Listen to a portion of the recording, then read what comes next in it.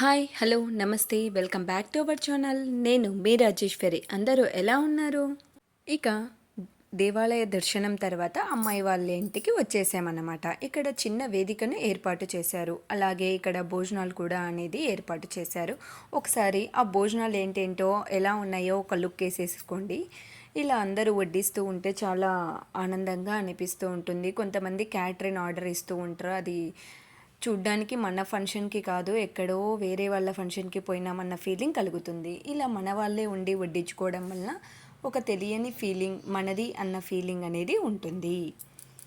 మీలో ఎంతమంది దీనికి ఓకే అంటారో ఒకసారి కామెంట్ రూపంలో నాకు తెలియజేయండి.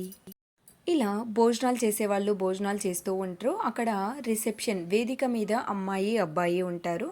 అక్కడ ఫొటోస్ దిగి మళ్ళీ ఎవరైనా పెళ్ళిలో కానుకలు ఇవ్వలేని వాళ్ళు అక్కడ కానుకలు ఇచ్చేసి ఫొటోస్ దిగడం అనేది జరుగుతుంది.